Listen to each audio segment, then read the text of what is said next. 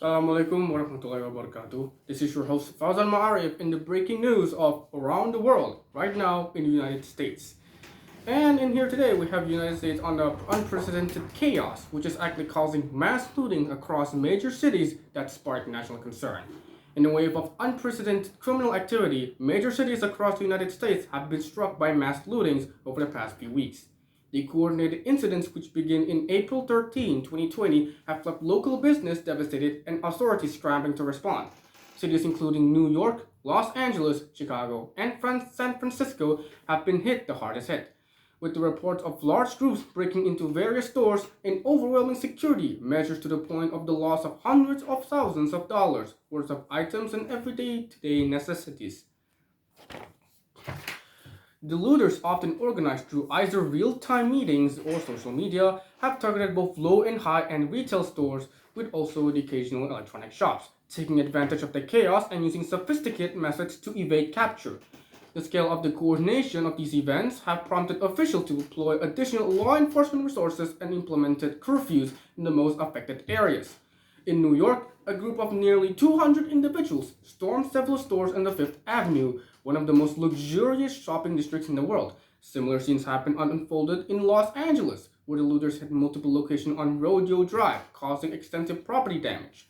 In Chicago, the Magnificent Mile witnessed numerous break-ins, and in San Francisco, the iconic Union Square was the scene of repeated looting incidents. Local law enforcement agencies are now working with the federal authorities to identify and apprehend these perpetrators. Police departments have increased patrols and surveillance with the addition of enforcing strict rules of conduct to prevent any situation that would lead into the use of police brutality. Community leaders are calling in for calm and urging citizens to assist information that could lead to address and hoping to escalate ongoing chaos.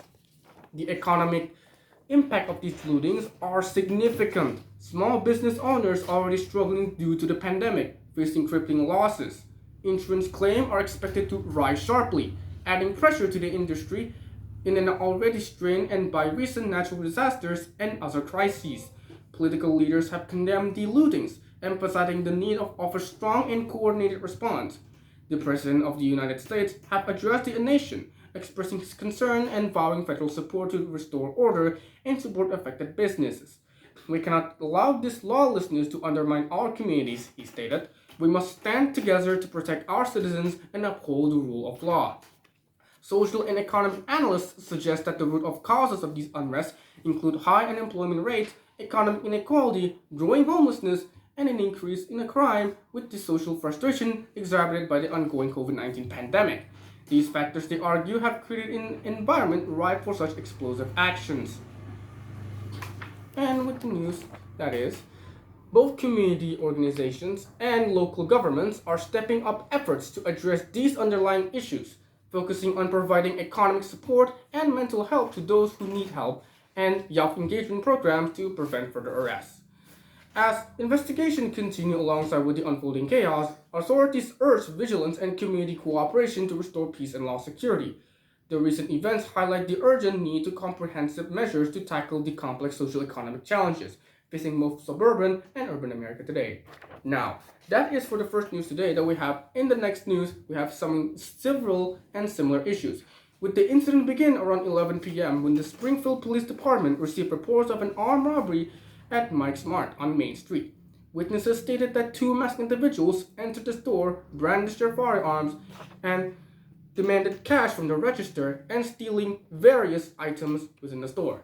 Store owner Joe Farrow described the ordeal. They came in quickly and pointed their guns at me. I handed over the money and they even stole some of the items, took off on it. The suspect reported fled the scene with a dark colored sedan. Police units responding to the call quickly spotted the suspect vehicle heading towards the interstate.